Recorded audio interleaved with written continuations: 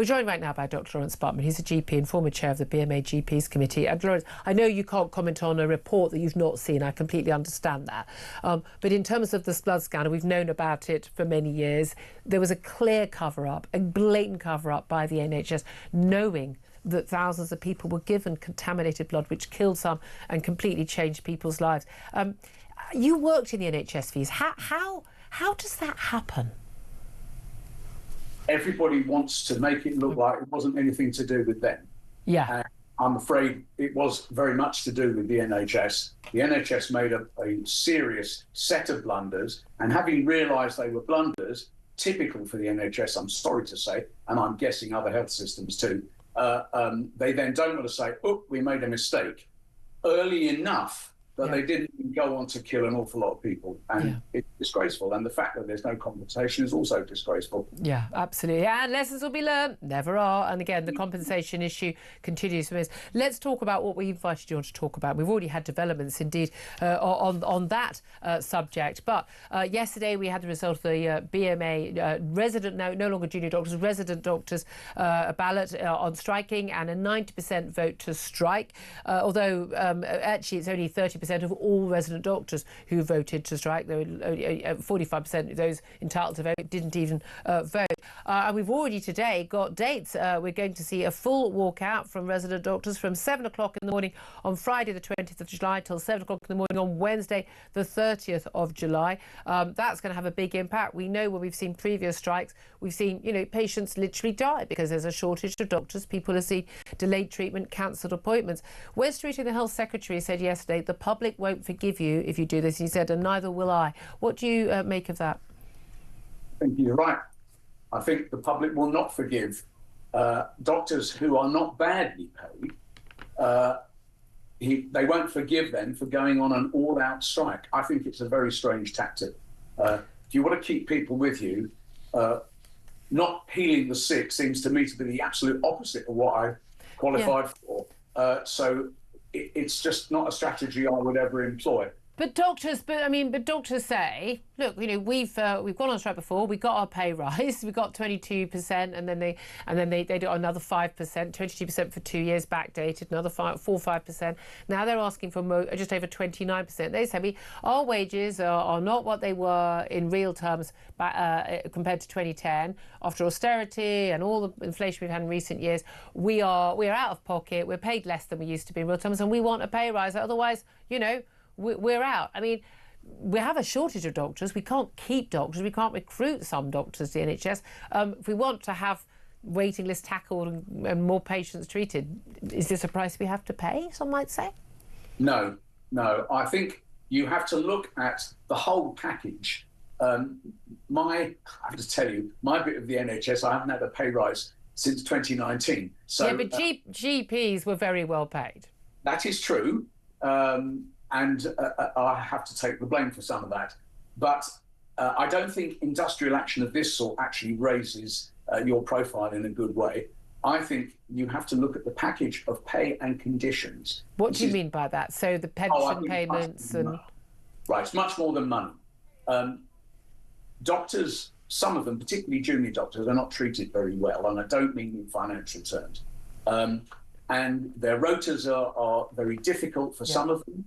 And although I have to say pretty gentle compared to what I was used to when I was a junior doctor. But I can see why they're bothered, but I just don't think that taking action against patients is the way to do it. Well, what should they do then? Because they would argue, we've got a right to withdraw our labour. What are the powers? I'm sounding like I'm on their side. I'm not. But what other powers do they have? Right. Well, you're not just looking at what you take home, but looking at what goes on when you're at work. And there are all sorts of ways. For example, enlarging a rota without reducing people's pay, so that you do, if you want to look at it, less work for the same money. But I think going for a pay rise that's so huge looks odd to the public. And it looks greedy, doesn't it? Because the reality is the vast majority of people, whether in the public or private sector, have seen their pay eroded since 2010, either from freezes or very low pay rises below inflation, then pay rises which largely didn't keep up for a long time with the high inflation we had from the energy crisis. And, I mean, lots of people are struggling. And the people will go, well, why are you special? I mean, other NHS workers didn't get a pay rise, anything close to doctors, did they? No. And like I said, my bit hasn't had anything. I am not getting out my tiny violin for GPs. I'm not asking you to. But I do think that taking industrial action that says I will not do the one thing that actually people need seems to me to be an odd strategy. Yeah. Well, it's interesting, the public support, and as Wes Streeting has pointed out, actually, patients do not support the proposed strike action. And when we look back to support they had, a couple of years ago, it was like at least 2/3 of people would say they support it. It crept down to just above 50%. And now it's, about a third of people who would support. Do you think people have gone, OK, you've had your pay rise, you made your point, and now you're going to have to suck it up? Because the reality is, most of these people are not going to leave the NHS or leave Britain to go work in New Zealand, are they? I hope not. Recruitment is actually across the NHS is pretty difficult. But then that's an argument for pay rises, as well as conditions. That's an argument for improved conditions, because I won't be any less knackered if you double my pay. So what I want to look at is why I'm so exhausted, not how rich I am. Why are doctors so exhausted, though? Because, again, you talked about your training when you were a junior doctor, and I remember the hours. My mum was doing an 80-hour week when she was training to be a doctor. We were kids, and we were very aware of that. Now, you'd be on call. OK, you'd be allowed to you'd have a little bunk to go and sleep in, be on call for like 4 days. But, I mean, it's like the same with GPs. They're all saying, oh, we're so stressed, we can only work a 3-day week. And I go into my GP surgery, there's no patients in there. I don't know what they're so stressed about.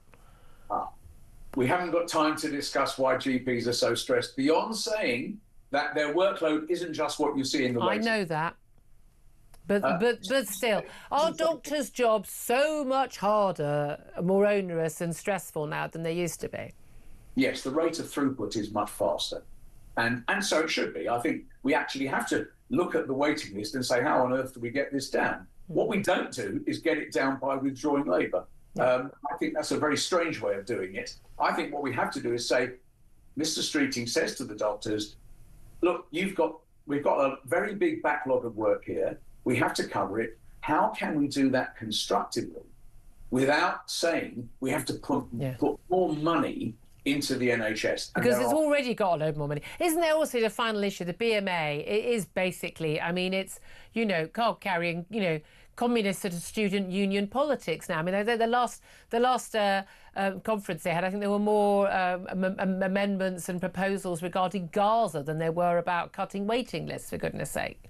Yes. Well, I'm not a member anymore. For a reason. Because of that. Yeah. I don't speak for the BMA. Yeah. I know I did, but I don't now. I think the BMA obviously is got new management now, there's a new team at the top, and I hope they will be able to be a professional association like they were when I was. Yeah, there used to be a trade union, not a campaigning group. There we are. Dr. Lawrence Butman, great to talk to you as a GP. Formerly no longer represents the BMA. Claire Pearsall, you're joining us. Look, you work to the Home Office. The police aren't allowed to strike. Prison officers aren't allowed to strike. There's a reason. I think there's a big question mark about people working in the National Health Service whether they're allowed to strike, actually. Yeah, I mean, they shouldn't be able to. I'm not a fan of anybody striking. I mean, that's no surprise to anybody. I don't like unions. I don't like striking. I don't like that kind of industrial action. They won us an awful lot of the rights that you and I take for granted. Did you have maternity leave? That wasn't just given to you on a plate. I just think fundamentally when you have something like this, and as your guest has just said, increased wages for junior doctors, for resident doctors, are not going to make them any less stressed, not going to make their workload any more manageable. What's it going to do? It's going to put more strain on the economy of the United Kingdom.